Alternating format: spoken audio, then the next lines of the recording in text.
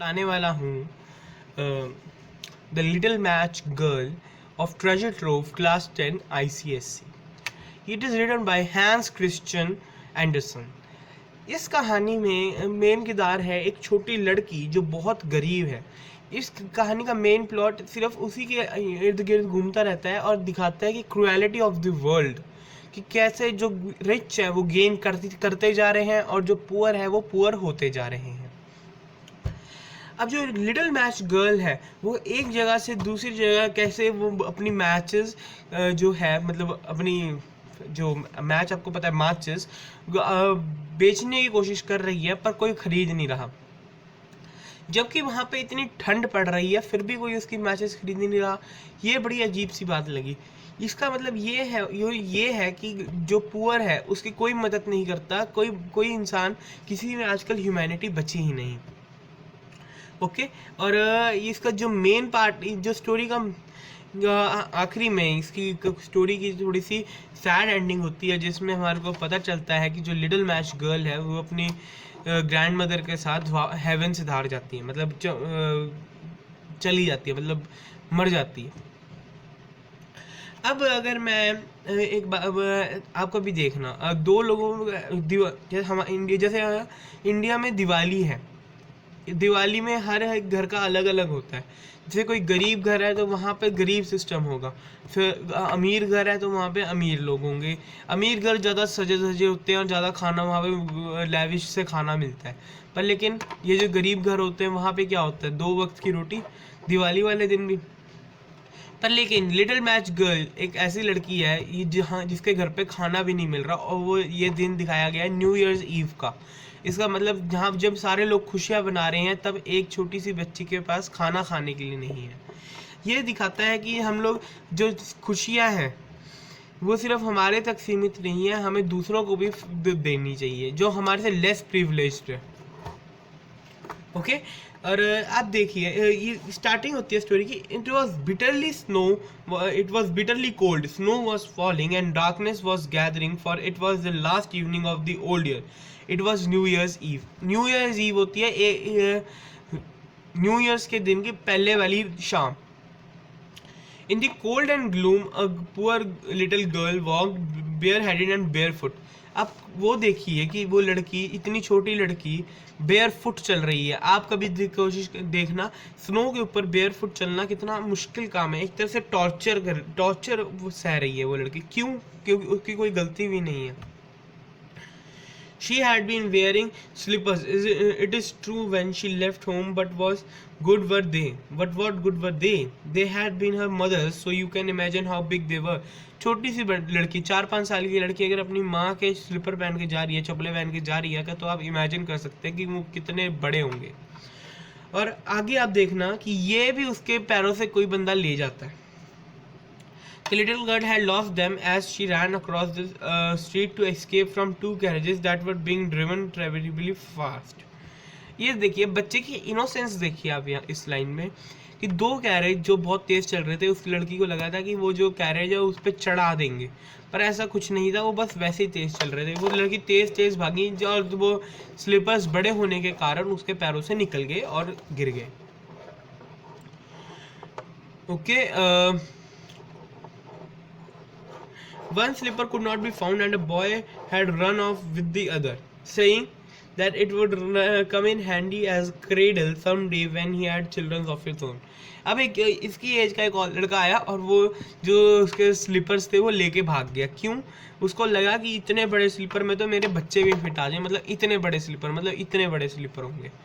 कहते जब मेरे बच्चे होंगे तब मैं इनको क्रेडल की तरह यूज़ करूँगा। क्रेडल इज मतलब एक छोटा सा पलड़ा बोलते हैं उसको हिंदी में।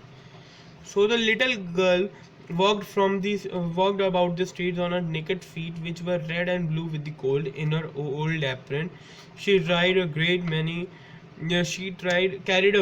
many matches, and she had a packet of them in her hand as well. Nobody had bought any from her, and no one had given her a single penny all day. She crept along shivering and hungry, the picture of misery, oh poor little thing. अब आप imagine करिए उस लड़की का दुख दर्द कितना हो सकता है। ना उसके सिर पे टोपी है इतनी ठंड में, ना पैरों में चप्पल, उसके जो पैर है ब्लू और रेड हो रहे हैं ठंड की वजह से। आप इमेजिन करिए इसकी मतलब पूरे के पूरे सीन को, कितना माइजरी सीन है ये। और वो आप देखिए हमारे जो इरेक्टर पिल्लाए काम करते हैं, जब हमारे को ठंड लगती है तो उसके जो ठंड शिवर कर रही थी वो लड़की, ताकि उसको ठंड कम लगे। The snowflakes fell on her long golden hair which curled so prettily along her neck, but she did not think of her appearance now. अब आपको पता है फॉरेनर्स बड़े सुंदर होते हैं, गोरे गोरे गोल्डन हेयर, उनके ब्लॉन्ड से हेयर होते हैं। अब उस लड़की के जो स्नोफ्लेक्स थे, वो जो ऊपर से गिर रहे थे स्नोफ्लेक, उसके बालों पे रर्ल करके यहाँ पे उसके नेक से निकल रहे थे। पर वो इस टाइम पे वो अपनी लुक्स के बारे में नहीं सोच रही थी, वो खाने के बारे में सोच रही थी, क्योंकि उसको पूरा दिन खाना नहीं मिला था, उसने एक पैसा नहीं कमाया था। The lights were shining in every window and there was glorious smell of roast goose in the street, for this was New Year's Eve and she did not even think of anything else. अब आप इस line को समझिए कि roast गूज हर जगह हर घर में बन रहा था, पर लेकिन वो बेचारी लड़की जिसके पास 2 टाइम की रोटी नहीं थी खाने को, वो बेचारी घूम रही थी पैसा कमाने के लिए। हर घर में लाइट थी, हर सब लोग अपने कोजी से माहौल में बैठे हुए थे, पर लेकिन वो कल्ली लड़की बाहर घूम रही थी रोड पे काम के लिए।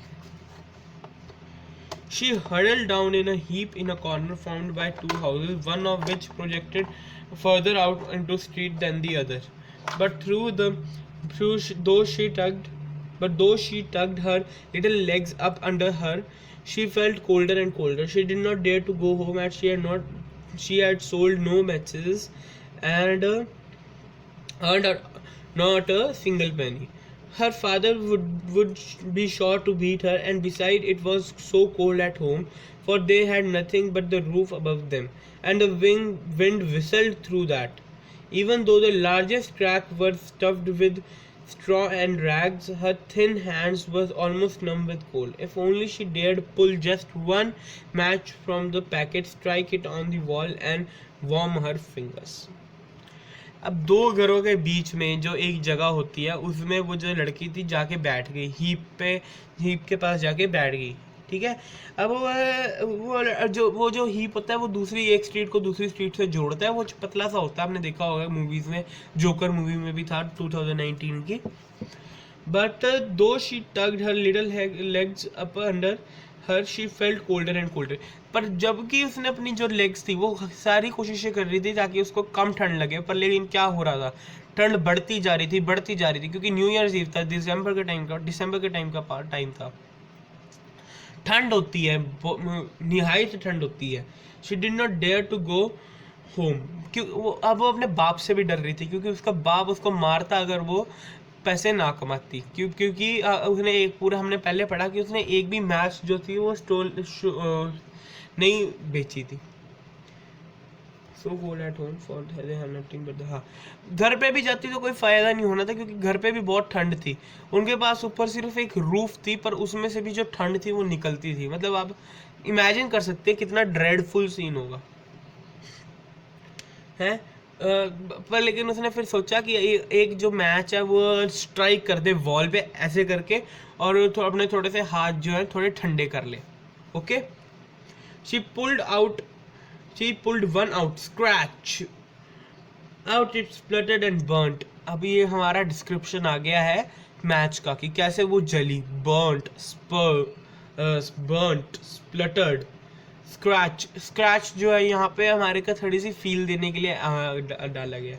It had a warm and bright flame like a tiny candle when she held her hand over it, but was a strange light it seemed to the little girl, as if she were sitting in front of a great iron stove with polished brass knobs and brass ornament. उसको वो छोटा सा match जो था वो भी अच्छा लग रहा था, जैसे कोई एक्स्ट्रावेजेंट सा वो हो हमारा क्या नाम है, हीटिंग प्लेस टाइप हो, जो जिसमें पॉलिश्ड ब्रास नॉब्स और ब्रास इंस्ट्रूमेंट्स। ब्रास जो है वो कंडक्ट नहीं करता हीट, और वो गर्म नहीं होता जल्दी। The fire burned so beautifully and gave out a lovely warmth. Oh, how wonderful that was! The child had already stretched her feet to warm them too when out the flame. The straw vanished and here she sat with the burnt match in her hand. अब वो आपको पता है match ज़्यादा देर नहीं चलती, ज़्यादा से ज़्यादा 20-25 सेकंड चलती है। तो वो क्या हुआ, जो मैच थी वो थोड़ी सी अपने आप को ठंडा करनी, छोटी सी लड़की थी, ज़्यादा बड़ी लड़की नहीं थी, अपने पैरों को ठंडा करने की कोशिश, पैरों को थोड़ा सा गर्म करने की कोशिश करी थी। पर जैसे उसने पैर आगे किए बस तभी जो थी हमारी जो मैच थी वो बर्nt हो गई। She struck another. It burnt clearly, and where the light fell upon the wall, the bricks were became transparent, like gauze. She could see right into the room, where a shining white cloth was spread over the table. It was covered with beautiful china, and in the center of it stood a roast goose stuffed with prunes and apples, streamingly delicious. ये आपने एक देखा होगा prunes, ये गूज वगैरह, अगर आप वो हो, अगर आपने नॉन टॉम एंड जेरी देखा है तो। उसने जो थी एक और जो मैच स्टिक थी वो स्ट्रक करी, और वॉल के पास जब लाइट पड़ी तो क्या हुआ, उसने देखा कि वो जो वॉल की ब्रिक्स थी वो सारी ट्रांसपेरेंट होगी और उसके थ्रू वो देख सक रही है। मतलब वो ये सब कुछ इमेजिन कर रही है, इसलिए मैं ट्रांसपेरेंट थोड़ी ना होंगी। ओके, मतलब इतनी ठंड है कि वो उसको वो करने लग गई है, इमेजिन करने लग गई है। उसको अच्छी अच्छी चीज़ें इमेजिन कर रही है। वो इमेजिन कर रही है गूस, प्रून्स है जिसके मुंह में, जिसके एप्पल्स भरे हुए हैं, और वो ब्यूटीफुल चाइना का मतलब है यहाँ पे चाइना प्लेट्स को रेफर किया गया, जो हमारे पास जो चाइना घर पे होती हैं, बोन चाइना टाइप। और जो सफ़ेद कलर का कपड़ा है, बिल्कुल स्नो जैसा, बिल्कुल जो टेबल पे जो लगा हुआ है। And what was even more wonderful was that the goose hopped from the dish, waddled across the floor with carving knives and fork in its back, waddled up straight up to the poor child. Sorry.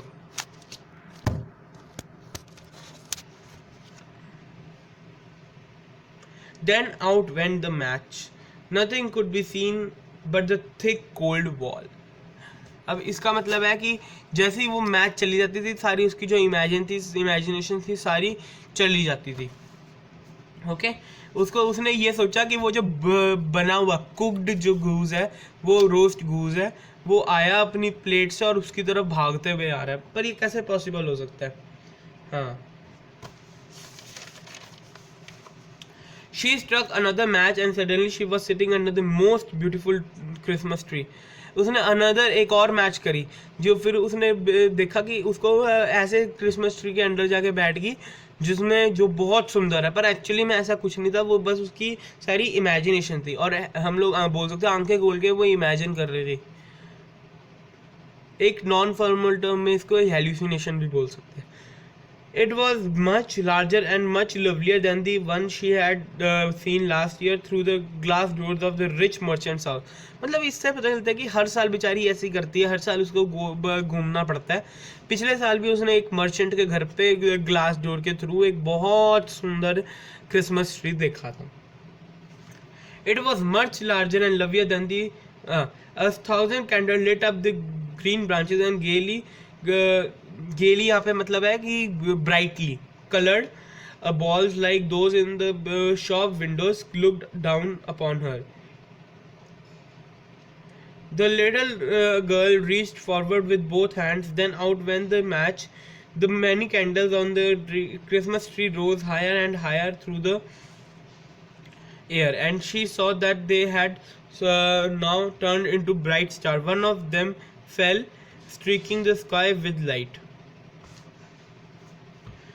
अब इसका मतलब है कि उसने जब वो खोला, उसका डिस्क्रिप्शन दे रखा है हमारे को, एक्सट्रावेजेंट सा हमारे को एक डिस्क्रिप्शन दे रखा है हमारे को ट्री का, लिखा हुआ है कि 1000 कैंडल। ये एक तरह से वो है,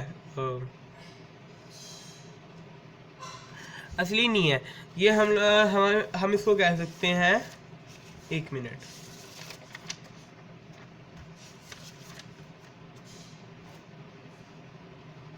ओके, ये पूरी वैसे स्टोरी जो है वो पूरी इमेजरी पे बेस्ड है, मतलब ऑल फैक्ट्रीज का मतलब आपको पता होगा स्मेल होता है, और टेक्टाइल मतलब सेंस ऑफ टच हो गया। डिटेक्टिव स्टोरी है, ठीक है। इस चीज में छोटी छोटी चीजों का भी ना हमारे को डिस्क्रिप्शन दे रखा है पूरी स्टोरी में। ओके, जब हम लोग किसी भी चीज को ओवर एग्जैजरेट करते हैं तब उसको बोलते हैं हाइपरबोल। हाँ, उसको बोलते हैं हाइपरबोल बोलते हैं। हाइपरबोल होता है किसी चीज की ओवर एग्जैजुरेशन, ठीक है। तो मतलब उसको लगा कि एक बारी में 1000 कैंडल्स लिट हो रही हैं, जो 1000 कैंडल्स हैं जो जो 1000 कैंडल्स है वो सारी की सारी जो हैं ऊपर की तरफ चलेगी, आसमान में चलेगी। On the Christmas tree rose higher and higher, और उसको लगा वो सारे के सारे तारे बन गए। अब एक तारा गिर गया। अब जब वो तारा जब शूट होता है, जब स्टार शूटिंग को हम लोग मानते हैं कि कोई बंदा मरता है, वो लड़की ने विस्पर किया, now someone is dying, now someone is dying. अब उसको क्या पता था कि जो लिटिल गर्ल है वो ही थोड़ी देर में मर जाएगी। For her old mother, the only one who had ever loved being good to her, but who was now dead, and had said, whenever star falls, a soul goes up to the God. अब वो उस लड़की की वो देखिए कि क्या दुर्दशा हो रही होगी।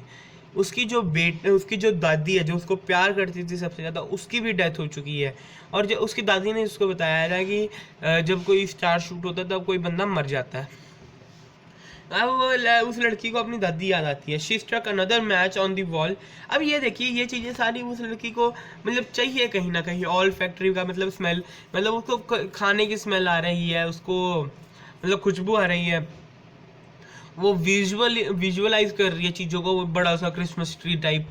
Okay, whenever a star falls, a soul goes up to the God. She struck another match on the wall. Once more there was light, and in the glow stood her old grandmother. Oh, so bright and shining, and looking so gentle, kind and loving. Granny, cried the little girl, oh, take me with you. I know you will disappear when the match is burnt. You will vanish like the warm stove, the lovely roast goose, and the great glorious Christmas tree. अभी तक उसने 3 चीज़ें सोची हैं, warm stove, roast गूज और great Christmas tree. अब चौथी चीज़ जो उसको दिख रही है उसकी दादी। अब उसको लग रहा है कि अब ये दादी भी मेरी जो है वो चली जाएगी, पर लेकिन वो क्या करती है, then she quickly struck up all the rest of the matches she had in the pocket, so for she didn't so want to keep her grandmother with her. हर चीज़ को उसने ध्यान दिया। अब उसके मन में प्यार देखो अपनी दादी के प्रति, हर चीज़ को उसने जाने दिया। पर लेकिन जब दादी की बारी आई, उसने सारी की सारी मैचेस जला दी ताकि उसको दादी थोड़ी देर तक और दिखते रहे। The matches flared up, such a blaze that it was brighter than broad daylight, and her grandmother had never seemed so beautiful or so stately before. She took the little girl in her hands and flew with her high up, oh, so high towards glory and joy. Now they knew neither cold nor hunger nor fear, they were both with God. यहाँ पे बताया गया है कि मरने के बाद क्या होता है, बंदा गॉड के पास जाता है। गॉड के पास इंसान को किसी चीज़ के लिए मरने की ज़रूरत नहीं है। हम पैसे क्यों कमाते हैं? खाना खाने के लिए, कपड़े पहनने के लिए, अच्छे घर में रहने के लिए, ताकि हमारे को ठंड ना लगे, तभी हम लोग घर लेते हैं। हम लोग वो शो ऑफ के लिए नहीं लेते, ठीक है। अब इसमें हमारे को अब ये इसमें बताया गया है कि अब वो लड़की कह रही है कि मेरे अपने साथ ले चलो, ये दुनिया मेरे को डिज़र्व नहीं करती। इन मोतियों की कीमत ये दुनिया नहीं जानती है, क्योंकि यहाँ पे सब उसको लड़की को वो करते हैं, तंग करते हैं। But in the cold dawn, in the corner formed by the two houses, sat the little girl with rosy cheeks and smiling lips, dead, frozen to death. On the last evening of the old year, the dawn of the new year rose on the huddled figure of the girl. She was still holding the matches, and half a packet had been burnt. She was evidently trying to warm herself, people said, but no one knew what beautiful vision she had seen, and in what a blaze of glory she had entered with her dear old grandmother into heavenly joy and gladness of a new year. New year, यहाँ पे main word है new year. New year की ewe जहाँ पे सब happy थे, उस दिन पहला दिन मतलब न्यू ईयर मतलब 1 दिसंबर, लड़की मर गई। समझ रहे हैं आप? ठंड, इतनी ठंड थी कि लड़की मर गई।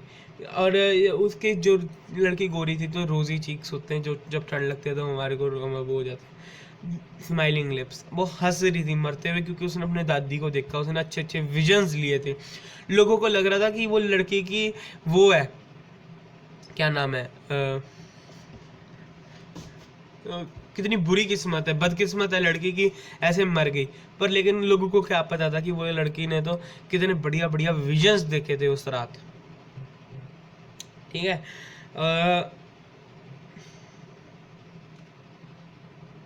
हाँ, ग्रैंड मदर, अब वो अपनी ग्रैंड मदर के साथ हेवनली जॉय रिसीव करने के लिए चली गई थी। अब वो हर दुनियादारी से दूर थी। जब बंदा मर जाता है तब उसकी कोई दुनियादारी नहीं रहती। ओके, अब ये कहानी में मेन जिस्ट ये है कहानी का कि ये जो पुअर गर्ल है, हमारे एक तो हमारे को ऐसे लोगों की मदद करनी चाहिए, क्योंकि कहीं ना कहीं ये लोग बहुत ज़्यादा दुखी होते हैं है। और दूसरी चीज़ ये है कि हाँ, अब इसमें हमारे को इसमें जो ये इसकी हेल्यूसिनेशंस है लड़कियों की, लड़की की 4 हेल्यूसिनेशन सारी जो है, मतलब बेसिक नीड्स है, एसेंशियल्स के बारे में है। मतलब ट्री की छोड़ के ये दिखाती है कि लड़की कितनी भूखी थी, कितनी ज़्यादा वो तंग थी अपनी लाइफ से। वो अपनी इतनी छोटी सी लड़की अपनी दादी को कह रही थी कि मेरे को अपने साथ ले चलो, उसको मरने का मन था। इससे हमारे को ये पता चलता है। अब नेक्स्ट पार्ट 2 हम अगली वीडियो में डिस्कस करेंगे। सो कीप लर्निंग विद सात्विक गुप्ता।